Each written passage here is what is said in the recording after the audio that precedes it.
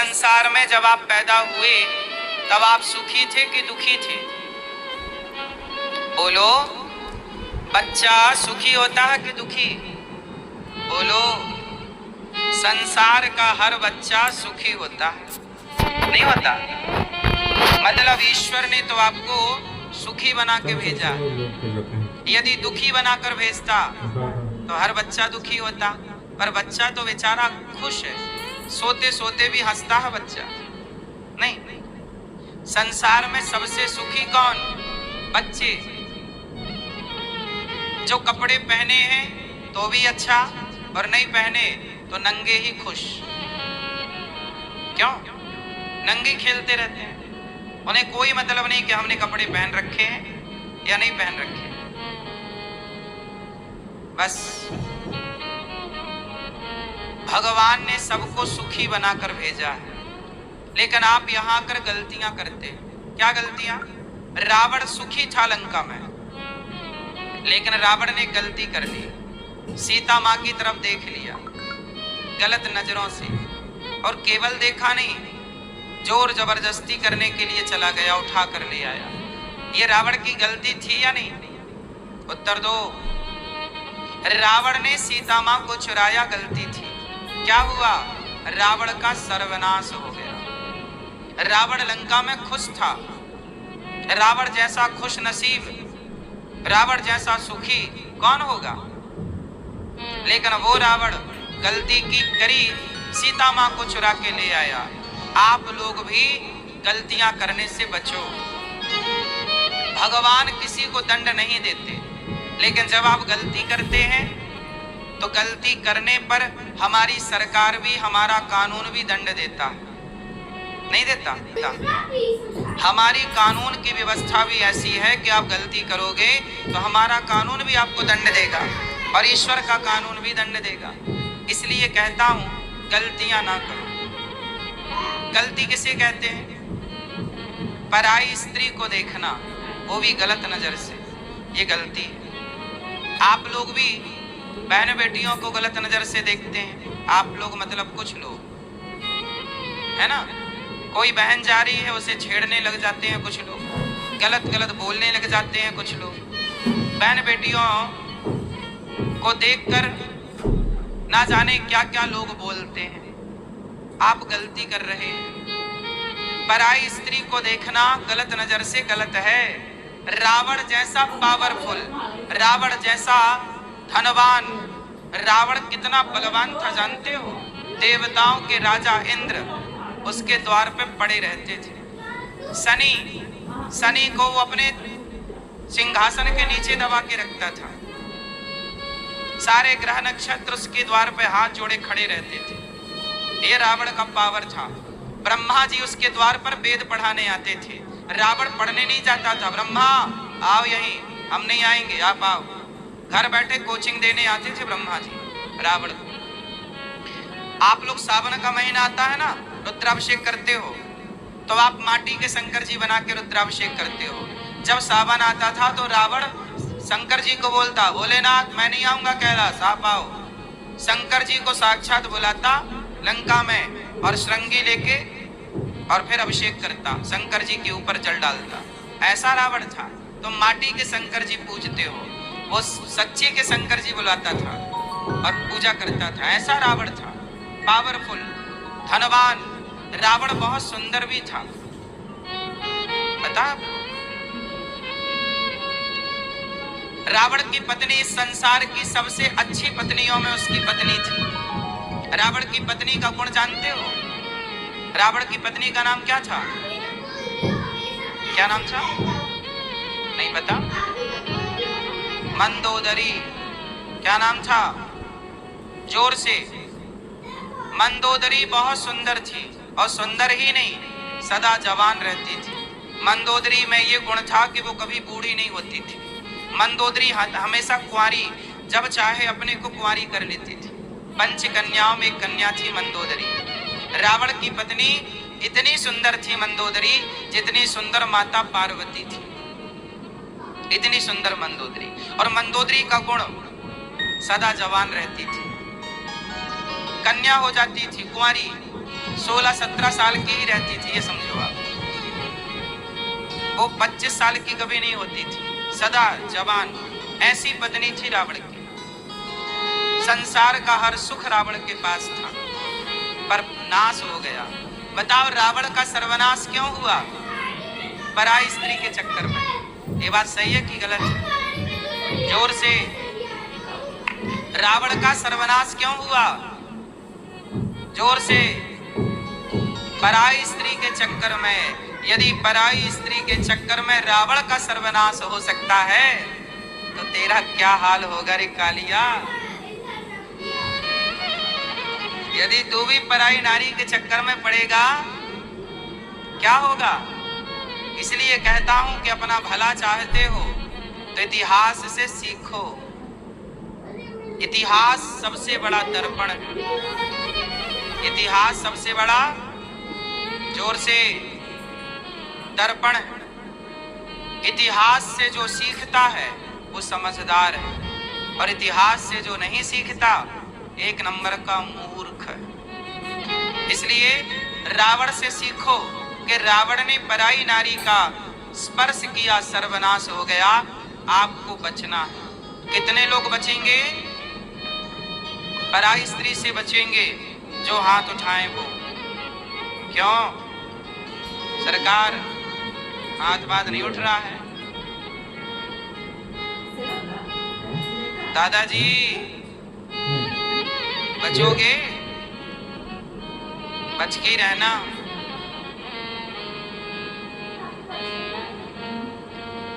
पराई स्त्री के चक्कर में पड़ गया रावण, सर्वनाश। गलती मत करना। भगवान ने सबको सुखी बनाकर भेजा। संसार में सब लोग सुखी हैं, दुखी क्यों होते हैं? वो गलती करते हैं। तो आप में से कितने लोग गलती नहीं करेंगे? ये बात केवल पुरुषों के लिए नहीं है, स्त्रियों के लिए भी। स्त्रियां भी अपने अपने पतियों को छोड़कर पराये के चक्कर में भाग रही हैं। कुछ सही है कि गलत है? फिर अपने वाले को तो ड्रम में पैक कर देती हैं, कुछ और पराये के संग, टपोरी के संग घूम रही हैं। ये कुछ स्त्रियों के लिए है, सबके लिए नहीं। गलती कोई ना करे, ना पुरुष गलती ना स्त्री। स्त्री भी सूपनखा का विवाह हो चुका था। पति का नाम था विद्युत जिह्वा। राम के पास आई, बोली आप बहुत सुंदर हैं। राम जी बोले क्या चाहती हो? तो सम पुरुष न मोह सम नारी, ब्याह कर लो। राम जी बोले हमारा तो विवाह हो चुका, आपका हुआ कि नहीं?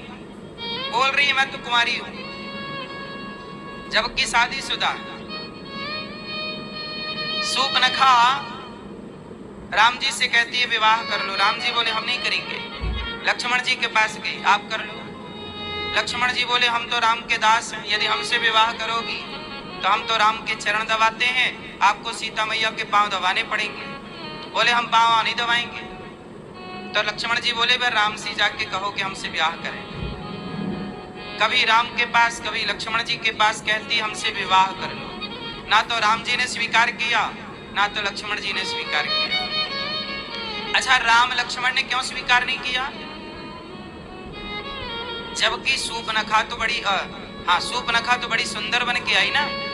बड़ी सुंदर थी, वो भी सुंदर बन के आई थी नहीं, कर लिया उसने अपने को। माया जानती थी तो रूप रंग बदल लेती थी। बड़ी सुंदर ही बनकर आई, लेकिन ना तो राम ने देखा उसकी ओर, ना तो लक्ष्मण जी ने देखा। क्यों? हम भारत के पुरुषों के संस्कार ही यही हैं कि हम पराई नारी को देखते ही नहीं आंख उठा करके। ये संस्कार है हमारे। ये संस्कार तो रावण के थे, लंका का था कि वो पराई नारियों को देखता था। इसलिए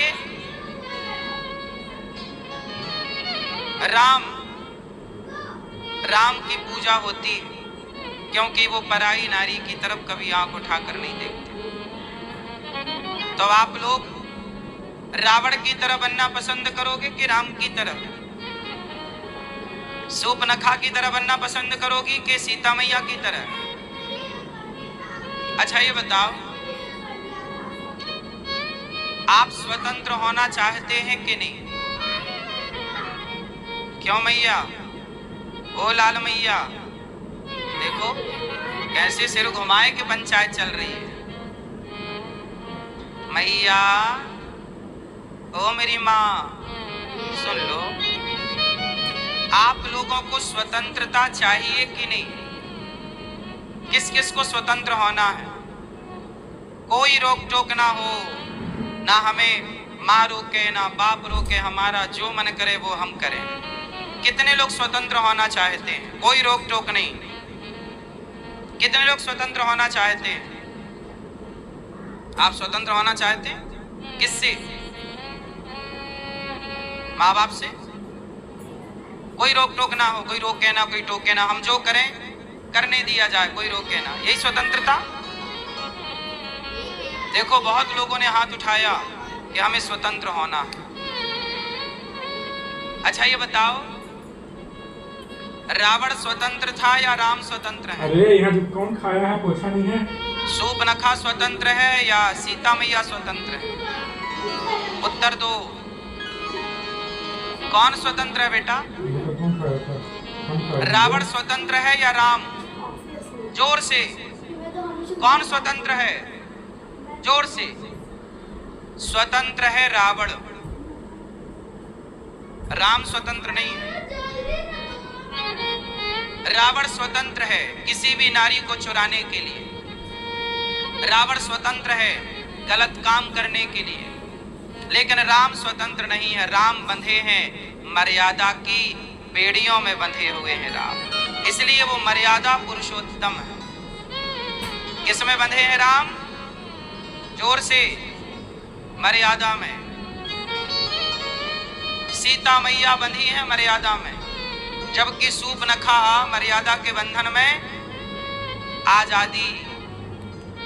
चलो पतंग को आजाद कर दिया जाए, धागे से बंधी रहती है पतंग। पतंग किससे बंधी है?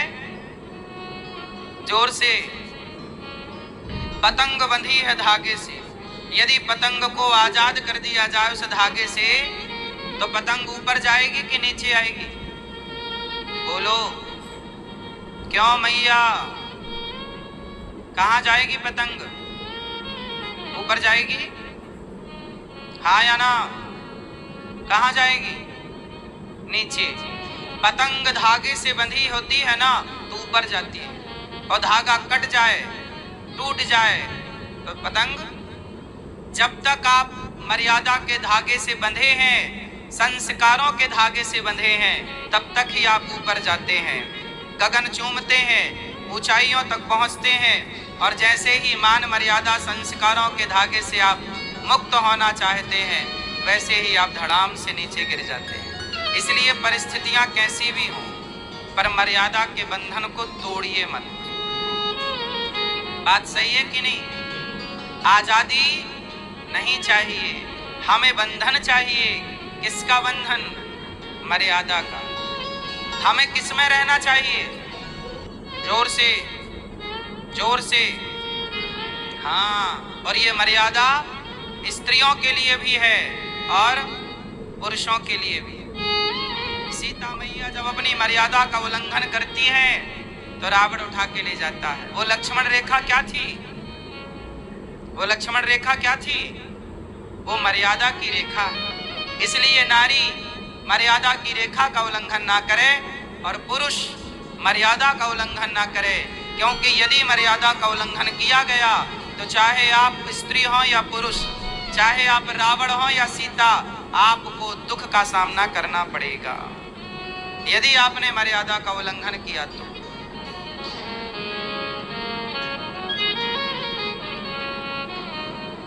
गलतियां ना करिएगा।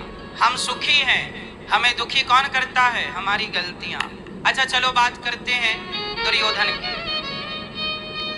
बताओ, दुर्योधन ने कौन सी गलती की? महाभारत हुआ किस गलती से हुआ? किसकी गलती से हुआ? मैया क्या बोलती तू? महाभारत किसकी गलती से हुआ? जोर से। ए चश्मा वाली मैया, कहाँ उस तरफ देख रही हो तुम? यहाँ देखो मेरी माँ। चलो बताओ, महाभारत किसकी गलती से हुआ? किसकी? जोर से। द्रौपदी। महाभारत किसकी गलती से हुआ? जोर से। ए भैया बताओ, महाभारत किसकी गलती से हुआ है? किसकी गलती है? दुर्योधन भी कह रहे हैं कुछ लोग, द्रौपदी भी कह रहे हैं कुछ लोग। किसकी गलती से हुआ आप लोग बताओ सब। मैया बताओ, हमारी लाल मैया बताएंगी किसकी गलती। सुनो, महाभारत हुआ, गलती किसकी? कुछ लोग कह रहे हैं द्रौपदी की गलती। चलो बताओ, द्रौपदी की गलती क्या थी? क्या गलती थी? यही गलती ना कि उसके बाल पकड़ के सभा में लाया गया, भरी सभा में उसके कपड़े उतारे गए, जब वो पुकारती रही कि बचाओ बचाओ बचाओ, तब कोई बचाने नहीं आया। यही तो गलती थी ना, और क्या गलती थी? आप लोग कहते हैं कि द्रौपदी ने दुर्योधन को बोला था कि अंधों के अंधे होते हैं। ऐसा कहीं नहीं लिखा महाभारत में। आप लोगों को ये सेंटेंस बताया गया कि अंधों के अंधे होते हैं। ये किसने बोला था? द्रौपदी ने नहीं बोला। महाभारत में कहीं भी ये बात लिखी नहीं। द्रौपदी की कोई गलती नहीं थी। द्रौपदी को गलत ठहराने के लिए टीवी सीरियलों में ये सेंटेंस बोला गया, ये डायलॉग बोला गया कि द्रौपदी, जब दुर्योधन आया तो वो पानी में गिर गया। जब पांडवों का घर बना इंद्रप्रस्थ, तो द्रौपदी ने बोल दिया हंसते हुए कि अंधों का बेटा अंधा। ये आप लोगों को याद तो है, पर द्रौपदी ने इस शब्द का प्रयोग किया नहीं। पता नहीं समाज में ये कहां से भ्रांति पैदा हो गई। देखो, आज भी महाभारत कब हुआ? महाभारत कब हुआ? द्वापर में। महाभारत कब हुआ? द्वापर में। और आज कौन सा युग चल रहा है? कलयुग। सोचिए, आज एक युग से दूसरा युग स्टार्ट हो गया, लेकिन आज तक आप सत्य को जान नहीं पाए। आप ये नहीं जान पाए कि महाभारत किसकी गलती से हुआ। आप द्रौपदी को गलती मान रहे हैं, जबकि द्रौपदी की कोई गलती नहीं थी। सोचिए, युगों बाद भी लोग सत्य की पड़ताल नहीं करते, गलत को ही सच मान के इतिहास आगे बढ़ाते रहते हैं। कभी आपने महाभारत को पढ़ने की कोशिश नहीं की, कभी महाभारत की गहराइयों में उतरने की कोशिश नहीं की। जैसा सुनते गए वैसा आप समझते गए। किसी ने गलत सुना दिया तो आप गलत को सच मान गए। इसलिए कहता हूं कि आप पढ़ना सीखिए, शास्त्रों को पढ़ना सीखिए। महाभारत किसकी गलती से हुआ? बोलो, सबसे अधिक गलती किसकी थी? सबसे अधिक गलती होती है राजा की। और उस समय राजा कौन था? बोलो, धृतराष्ट्र। जब द्रौपदी के कपड़े उतारे जा रहे थे, तब द्रौपदी भरी सभा में पुकार रही थी, बचाओ। क्या राजा का धर्म नहीं था कि वो अपनी प्रजा की रक्षा करता? द्रौपदी तो आपके घर की बहू थी। जब आपके ही घर की बहुएं सुरक्षित नहीं है, आपकी संतानों से, तो भला प्रजा कैसे सुरक्षित रहेगी आपकी संतानों से? हाँ? इसलिए गलती है धृतराष्ट्र की। क्यों? क्योंकि वो राजा है। राजा का धर्म क्या होता है? न्याय करना। वो राजा राजा नहीं होता। अरे प्रजा की बात सुननी चाहिए कि नहीं? बोलो। प्रजा की बात सुनकर राम जी ने सीता मैया को वनवास भेज दिया। राम ने परिवार की बात ना सुनी। त्रेता में प्रजा की बात सुनी गई, परिवार की नहीं। और द्वापर में परिवार के चक्कर में द्रौपदी के कपड़े उतारे गए, चिल्लाती रही और राजा अंधा तो था, बहरा भी हो गया। अब आप लोग कहते हो ना कि राम जी ने सीता मैया को वनवास देकर गलत किया, गर्भावस्था में राम ने वनवास भेज दिया। अपनी पत्नी को वनवास भेजना सही है कि गलत है? बताओ। राम ने सीता मैया को वनवास भेजा, सही किया कि गलत किया? क्यों मैया? अपनी पत्नी को गर्भावस्था में वनवास भेज दिया भगवान राम ने महर्षि वाल्मीकि जी के आश्रम में, जहां पर लवकुश ने जन्म लिया। गर्भवती पत्नी को वनवास भेजना ये राम का निर्णय सही था या गलत था? क्यों? मैया, ओ मेरी माँ, बताओ। मैया बता नहीं रही हो मेरी माँ। आज एकादशी है तो आप व्रत हो ना, कुछ खाया नहीं होगा, इसलिए आवाज निकल नहीं रही है ना? मैया, राम ने पत्नी को वनवास भेजकर सही किया कि गलत किया? जोर से हैं? ना तो आप सही कह रहे हो, ना तो आप गलत कह रहे हो। चलो हम बताते हैं, ध्यान से सुनना। अब देखो, दो राजाओं की मैं बात करूंगा। एक राजा है राम और एक राजा है धृतराष्ट्र। हम दोनों राजाओं की बात करेंगे और आपको बताएंगे कि राजा कैसा होना चाहिए। राम ने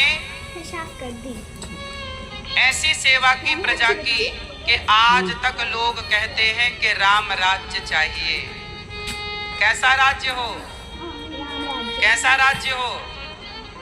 राम, कोई धृतराष्ट्र राज्य की कामना तो नहीं करता कि राज्य कैसा हो? धृतराष्ट्र राज्य कोई नहीं चाहता, राम राज्य सब चाहते हैं। यदि राम गलत होते तो लोग राम राज्य की कामना क्यों करते? इसका मतलब राम सही है। तो सवाल खड़ा हुआ कि पत्नी को वनवास भेजना भी तो गलत था ना, और वो भी गर्भवती नारी। इसकी पूरी कथा कहाँ से स्टार्ट होती है मैं थोड़ा सुनाऊं, फिर आपको मैं द्रौपदी और धृतराष्ट्र की बात भी बताऊंगा। एक धृतराष्ट्र जैसा राजा है और एक राम जैसा राजा। अब दोनों राजाओं को हम जरा तराजू में रखें और तराजू में रख के तौल कर देखें कि किस राजा का पलड़ा भारी। गाड़ी में तो बताओ किस राजा का पलड़ा भारी आप लोगों के हिसाब से? गर्मी भी लगेगी। गर्मी भी गर्म हवा लगेगा, इसमें ठंडा हवा लगेगा। राम क्यों?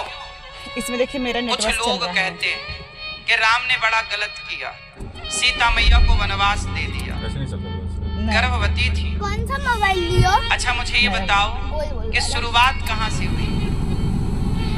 क्या राम ने सचमुच सीता मैया को वनवास दिया? यदि राम ने वनवास दिया तो जिस दिन रावण के घर से आई सीता मैया उसी दिन वनवास दे दिया होता। नहीं। फिर इतने दिन राम जी ने साथ में क्यों रखा? इसका मतलब है कि सीता माँ को वनवास राम ने नहीं दिया। चलो बताओ, सीता मैया को वनवास भेजने की बात किसने कही थी? सीता मैया पर लांछन किसने लगाया था? राम ने या प्रजा ने? सीता मैया को गलत राम ने बोला कि प्रजा ने? बोलो। राम ने गलत बोला होता तो राम स्वीकार ही क्यों करते, रावण के यहाँ से लाकर सीधा जंगल में छोड़ देते। इसका मतलब राम दोषी नहीं है। सीता मैया के साथ क्या हुआ जानते हो? अयोध्या में एक आदमी रहता था, उसकी पत्नी गई काम करने, जब काम करके लौटी तो वो शाम के टाइम बारिश होने लग गई, ये सरयू जी में पानी बढ़ गया। तो रात को धोबी भाई साहब की पत्नी केवट के यहाँ रुक गई। सवेरे जब वो अपनी पत्नी पहुंची घर तो धोबी भैया ने पूछा कि कहाँ थी, तो पत्नी ने कह दिया कि मैं रात को कैसे आती, पानी बरसने लग गया, नाव चल नहीं सकती थी, तो मैं केवट भैया की पत्नी के साथ रात्रि को सो गई उनके घर पर। तो धोबी भैया ने कहा कि अब हम आपको स्वीकार नहीं करेंगे, क्योंकि हम कोई राम थोड़ी हैं जो रावण के घर सीता रहे और राम ने स्वीकार कर लिया। लो भैया, एक धोबी भाई साहब ने कह दिया कि मैं स्वीकार नहीं करता अपनी पत्नी को। अब तो ये बात हवा की तरह फैल गई, सारी प्रजा कहने लग गई कि बात तो ठीक है, रावण के यहाँ सीता मैया थी, पता नहीं शुद्ध है कि अशुद्ध है। लोगों ने बताया कि भाई उन्होंने तो अग्नि परीक्षा दे रखी है लंका में, जब वो वापस आई थी तो उन्होंने अग्नि परीक्षा दी थी। तो लोगों ने कहा कि हमने थोड़ी देखी थी, हमने तो देखी नहीं, हम कैसे माने। अब अयोध्या की प्रजा मानने को तैयार नहीं। सीता मैया के चरित्र पर लांछन लगाना चाहती है प्रजा। तब ये बात जब राम को पता चली कि प्रजा कह रही है कि सीता मैया गलत है, रावण के यहाँ से आई है, तो राम जी ने सीता मैया से कहा कि सीता, तुमने इतनी परीक्षाएं दी हैं, एक परीक्षा और दे दो। प्रजा कह रही है कि सीता मैया परीक्षा दे देंगी तो हम मान लेंगे कि सीता मैया पवित्र है। तो राम जी ने कहा सीता आप परीक्षा दे दो, हमें तो विश्वास है। अच्छा, राम को तो सीता पर डाउट नहीं था ना, संदेह नहीं था। संदेह किसे हो गया? जोर से प्रजा को। तो राम जी ने कहा सीता, प्रजा को संदेह हो गया है, आप एक काम करो, अग्नि परीक्षा दे दो। तब सीता मैया बोली कि हे राम, मैं अग्नि परीक्षा तो दे दूंगी, लेकिन अब आप बताओ कि जो प्रजा मुझ पर भरोसा नहीं करती, मैं अग्नि परीक्षा देकर पवित्र हो भी जाऊं, पास हो भी जाऊं, तो अब आप बताओ। अच्छा, आप लोग बताओ, आपका बेटा आपके चरित्र पर लांछन लगा दे, माना कि आपका बेटा आपकी प्रजा आपके चरित्र पर लांछन लगाए, तो ये बताओ वो भले आपका बेटा हो, उसके साथ अच्छा लगेगा रहना? अब बोलो,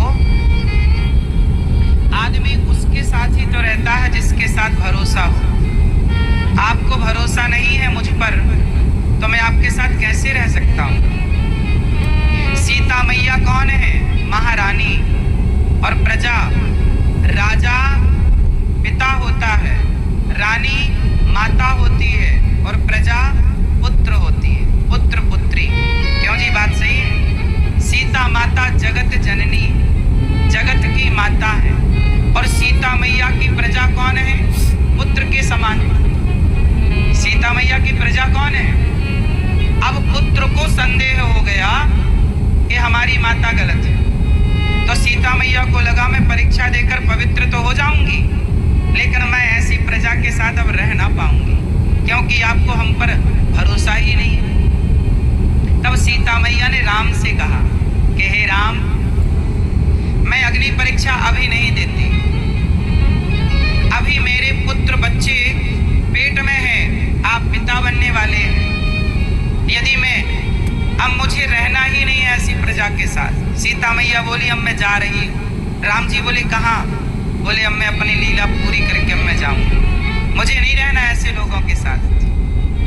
राम जी बोले ना सीता आप मत जाओ। सीता मैया बोली अच्छा, मेरे गर्भ में आपके पुत्र हैं, मैं पहले पुत्रों को जन्म दे दूं और जन्म देकर के उन्हें पाल पोस कर संस्कारवान बना दूं, फिर मैं जाऊंगी। तो राम जी बोले कि इतने दिन आप रहोगी कहाँ? अयोध्या में रहोगी तो लोग आपको नाना तरह तरह की बातें कहेंगे। तब सीता मैया ने कहा कि राम मुझे अयोध्या में अब नहीं रहना, मैं गर्भवती हूँ, मैं चाहती हूँ कि मेरे बच्चों का जन्म राजमहलों में ना हो, मेरे बच्चों का जन्म किसी साधु की कुटिया में हो, ताकि बच्चों के भीतर संस्कार साधु संतों के तरह हो, हमारे बच्चों के अंदर संस्कार दिव्य हो। इसलिए सीता मैया का स्वयं मन है कि मैं अपने पुत्रों को अयोध्या में जन्म ना देकर साधुओं की कुटिया में जन्म दूं, ताकि मेरे बच्चों को पढ़ाएं लिखाएं संत, ताकि मेरे बच्चे योग्य बने, इस अयोध्या को संभालने के योग्य हों। तब सीता मैया की सहमति के साथ राम जी ने उन्हें सुरक्षित लक्ष्मण जी के हाथों महर्षि वाल्मीकि जी के आश्रम में भिजवा दिया। अब बताइए इसमें राम की गलती कहाँ है? इसलिए सीता मैया ने लवकुश को जन्म दिया और जन्म देकर संस्कारवान बनाया और उसके बाद आई, आकर के लवकुश को राम के हाथों में सौंपा और बुलाया, प्रजा आपको संदेह है? हे पृथ्वी माता, यदि मैं पवित्र हूँ, यदि मैंने राम के सिवा किसी पराये पुरुष का स्वप्न में भी चिंतन न किया हो, तो हे पृथ्वी माता आज मुझे अपनी गोद में धारण कर लीजिए। हे पृथ्वी माता, यदि मैं गंगा की तरह और अग्नि की तरह पवित्र हूँ, तो हे पृथ्वी माता मुझे अपनी गोद में जगह दे दो। हे पृथ्वी माता, यदि मैं माता अनुसुईया की तरह पतिव्रता हूँ, तो मुझे अपनी गोद में स्थान दे दो। ये कहते ही पृथ्वी माता फट गई, गोद में पृथ्वी माता विमान लेकर प्रकट हुई और सबके देखते देखते माता सीता पृथ्वी की गोद में समा गई। लोग चिल्लाते रहे माता क्षमा करो, हमने झूठे ही कलंक लगा दिया आप पर, झूठे ही आरोप लगा दिया आप पर, माता हमें क्षमा करो। तब सीता मैया ने कहा दुनिया वालों, कुछ बोलने के पहले विचार जरूर किया करो। इसलिए आप लोगों से मेरी विनती है, किसी को भी कुछ भी कह देना सही नहीं है।